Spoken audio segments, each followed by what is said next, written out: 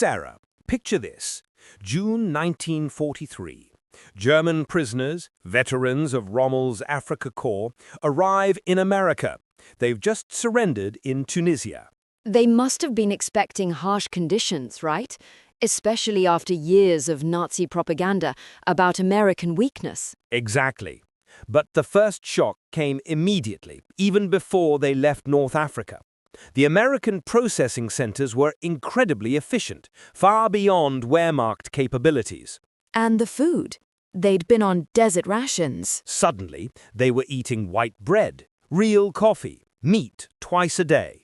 Standard American military fare. Then came the voyage across the Atlantic. On what kind of ships? Liberty ships, mass-produced cargo vessels built at unbelievable speed. The Germans knew building a ship similar took months. The Americans were sometimes launching these in weeks.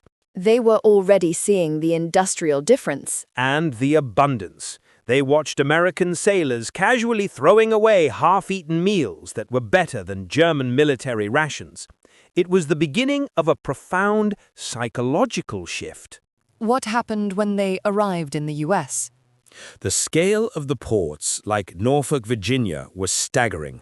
Dozens of ships being built or repaired simultaneously, dwarfing German facilities. But the train journey inland was the real eye-opener. How so? They traveled in cattle cars. No, in passenger coaches, padded seats, dining cars. And through the windows they saw an America that completely contradicted Goebbels's propaganda. What did they see? Electricity everywhere. Even small towns blazed with light. Rural farmhouses had lights, something rare in Germany. Factories ran night shifts. And the cars? Thousands upon thousands. Factory parking lots were full of workers' private automobiles. In Germany, car ownership was a luxury for the elite. Here, ordinary workers drove cars. It was completely alien to them. And the prison camps themselves, what were they like? Places like Camp Hearn in Texas, huge facilities built incredibly fast. Wooden barracks, but with electric lights, indoor plumbing, heating. Infrastructure that surpassed many German towns. Better than their own barracks. Often better than their civilian homes. The camp hospitals were equipped with modern X-ray machines and medicines like penicillin, which was scarce even for German soldiers. They treated the prisoners well medically. Systematically. Regular checkups, dental care. It showed a level of resources Germany couldn't afford even for its own troops, and the kitchens revealed American agricultural abundance. Refrigerators, fresh food. Fresh milk, eggs, meat, vegetables daily, and the sheer waste mandated by regulations, throwing away 10% surplus, deeply disturbed men from a nation facing severe rationing. You mentioned American agriculture. Did the prisoners get a closer look at that? Yes. By late 1943, labor shortages meant German POWs started working on American farms, particularly across the Midwest. This was perhaps the most stunning revelation. What did they witness? Mechanization on an unbelievable scale. Single farms larger than entire German villages. Tractors, massive combine harvesters doing the work of dozens of men. So productivity was much higher? Dramatically higher. They saw hybrid seeds doubling yields, widespread use of chemical fertilizers, and almost universal rural electrification powering everything. One American farmer with machinery could outproduce scores of German farmers relying on traditional methods. It wasn't just farming. It was industrial agriculture. Exactly. They saw automated food processing plants where production lines handled volumes in a day that would take German factories weeks, all operated by skeleton crews because most workers were off fighting. What about heavy industry? Did they get glimpses of that? Although they were prohibited from working directly in war production, they saw the peripheries. Near Detroit, They saw the sheer scale of automotive plants converted to war manufacturing. Like the Willow Run plant. Yes, the famous factory built by Ford. Prisoners working nearby could see it. They learned it was producing a B-24 Liberator bomber roughly every hour at its peak. One bomber every hour from one factory. The scale was incomprehensible. German aircraft production, even at maximum effort, couldn't come close to that kind of output for even simpler fighter planes. It wasn't just about building better things. It was about building enough things. It was about overwhelming quantity, achieved through a system of mass production refined over decades in the civilian market, now turned entirely towards war. You mentioned electricity before. Was that a recurring theme in their observations? It was omnipresent and deeply impressive.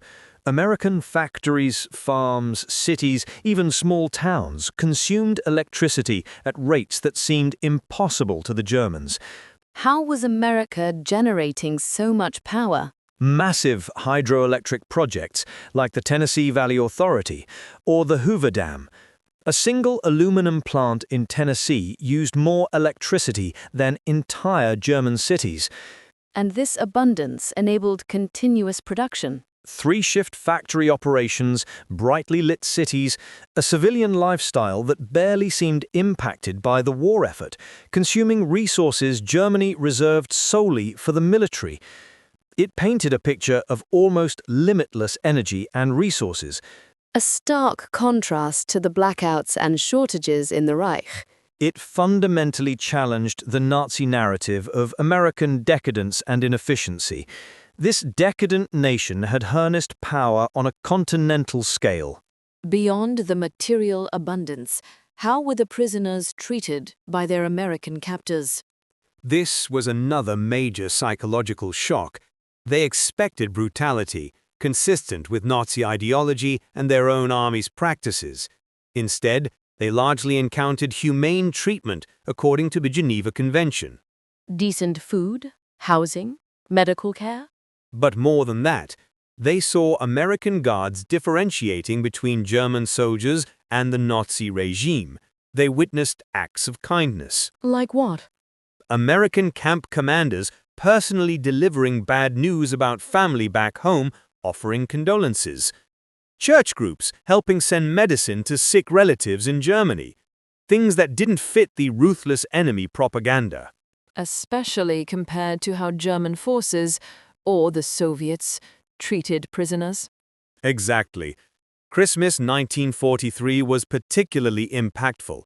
American charities sent packages. Local communities organized services in German. This magnanimity towards an enemy, while still actively fighting, suggested supreme confidence. Were the prisoners just kept isolated, or did they have access to information? They had surprising access. Camp libraries held thousands of books, including German ones. They could read multiple American newspapers, experiencing a free press utterly unlike Nazi Germany's state-controlled media. Were there educational programs? Extensive ones. By 1944, tens of thousands of prisoners were taking courses, from English language and American history to vocational training. Universities even offered correspondence courses. They weren't just seeing American success. They were studying the systems behind it. Professors lectured on democracy, economics, constitutional government. This wasn't crude propaganda. It was intellectual engagement, backed up by the observable reality around them. They even published their own camp newspapers, over 135 different ones, with remarkable editorial freedom. And they saw newsreels? Yes, when D-Day happened in June 1944, they saw newsreels of the massive invasion fleet within days. Thousands of ships, the artificial harbors. It was crushing proof of Allied organizational and industrial power. Was there a point where the moral dimension of the war became clear to them? For many, the turning point came in the spring of 1945. As American forces liberated Nazi concentration camps, the horrific footage was shown to the German prisoners in the US. How did they react? Initial disbelief, dismissal as Allied propaganda, but the overwhelming evidence, testimony from soldiers, and eventually letters from home confirming the atrocities, forced a reckoning. They had to confront the criminality of the regime they fought for. It completed the psychological collapse. Not only had Germany lost militarily and industrially, but its cause was morally bankrupt. This wasn't universally accepted, but for many it was the final, devastating blow to their worldview. What are the overall statistics for German POWs in America? Over 371,000 German prisoners held across 46 states. Escape attempts were incredibly rare, less than 1%, and almost all were recaptured quickly without harming civilians. Their labor, especially in agriculture, significantly contributed to the American war effort, saving millions of man-days and generating income for the government. So, what was the long-term impact of this experience when these men returned to Germany? It was profound. They returned between 1945 and 1946 to a Germany utterly destroyed. But they brought back first-hand knowledge of how a democratic, industrial society functioned. Not just abstract ideas, but practical experience. They had seen American farming techniques, factory methods, management styles. They had experienced American culture, and, for many, a degree of American kindness. Did this influence Germany's reconstruction? Immensely.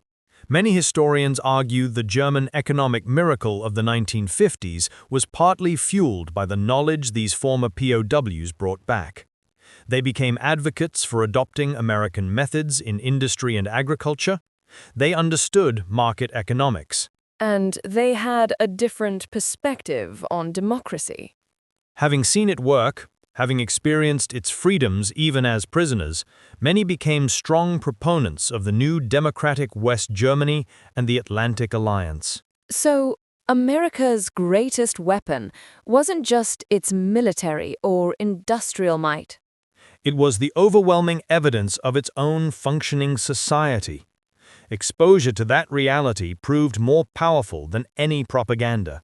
It didn't just defeat German soldiers, it fundamentally transformed many of them, turning former enemies into crucial partners in building the post-war world.